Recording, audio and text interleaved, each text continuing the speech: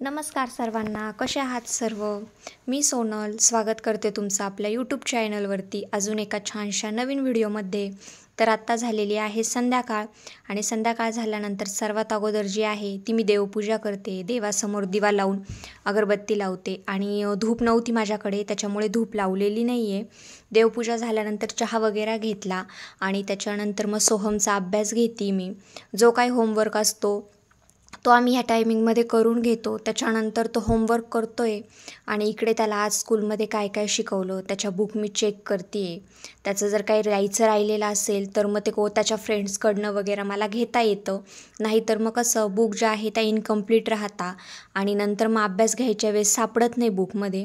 तर तो मला सांगतो आहे की आज काय शिकवलं काय नाही आणि त्याचा अभ्यास वगैरे घेऊन झाला. त्याच्यानंतर मग इकडे मी आता स्वयंपाकाची तयारी करते आणि आता कसं पावसाळा सुरू आहे. पावसाळ्यामध्ये ना भाजीचे खूप सारे प्रॉब्लेम असतात की काय नेमकं भाजीला करायचं. तर इथे मी चवळीची शेंगा करते आणि अगदी सिंपल पद्धतीने करते. आता प्रत्येकाची भाजी बनवण्याची पद्धत वेगवेगळी असते पण मी ह्या पद्धतीने अगदी सिंपल पद्धतीने बनवते आणि छान चवळीची भाजी होते. तर इथे ना मी अगोदर फोडणी दिली जिरे मोहरी त्याच्यानंतर कढीपत्त्याची आणि मग तेलामध्ये ना थोड्याशा चवळीच्या शेंगा ज्या आहे ते परतून घेतल्या. तर तुम्ही अशा पद्धतीने नक्की एकदा भाजी करून बघा, खूप छान टेस्टी होते. आणि याच्यासाठी ना मी वाटण तयार केलेलं आहे. तर हिरवी मिरची लसूण आणि शेंगदाणे. तर खोबरं काही माझ्याकडे शिल्लक नव्हतं त्याच्यामुळे खोबऱ्याचा वापर काही मी केला नाही. पण तुमच्याकडे खोबरं अवेलेबल असेल तर खोबरं नक्की टाका. खोबऱ्याने ना भाजीला छान अशी टेस्ट येते. त्याच्यानंतर मी इथे वाटण टाकलं, व्यवस्थित मिक्स करून घेतलं आणि थोडीशी फक्त हळद टाकली चवीपुरती. त्याच्यानंतर मग जितकी भाजी आपल्याला थिक हवी आहे त्यानुसार त्याच्यामध्ये पाणी ॲड केलं आणि सर्वात शेवटी चवीनुसार मीठ. आता बारीक गॅसवर जे आहे ती भाजी व्यवस्थित मी शिजून देणार आणि तोपर्यंत इकडे पोळ्या वगैरे जे काय आहे माझं बाकीचं ते करणार. तर आता याच्यामध्ये ना मी मिक्सरच्या भांड्यामध्ये वाटण दळून घेतलेलं होतं ना, तर मग मिक्सरच्या भांड्यामध्येच पाणी टाकून ते व्यवस्थित धुवून घेतलं आणि ते भाजीमध्ये टाकून दिलं. कारण की कसं मिक्सरमध्ये वाटण केल्यानंतर भांड्याला जे आहे ते थोडंफार लटकलेलं असतं, मग ते वाया कशाला जाऊन द्यायचं. काय दुकानात काय मला पाठवलं होतं तुला सोबत काय घेऊन आला? चॉकलेट. कोणती चॉकलेट आहे? ओरिओची कॅडबरी आहे का? दाखव.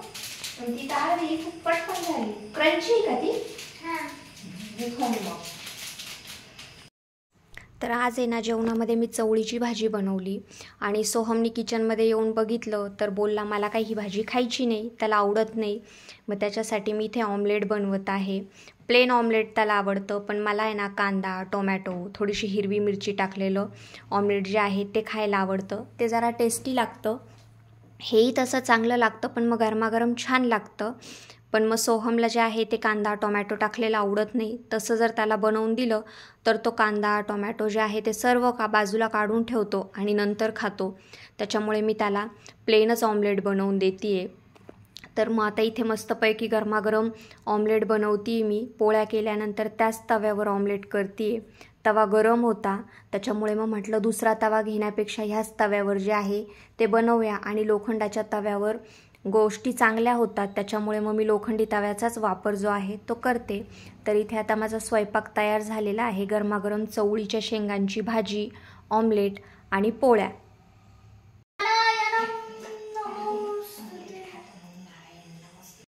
आणि इथे ना नेमकं जेवायला बसायचं तर आमच्या इथे लाईट गेली. सध्या आमच्या इथे लाईटीचा खूप सारा प्रॉब्लेम सुरू आहे.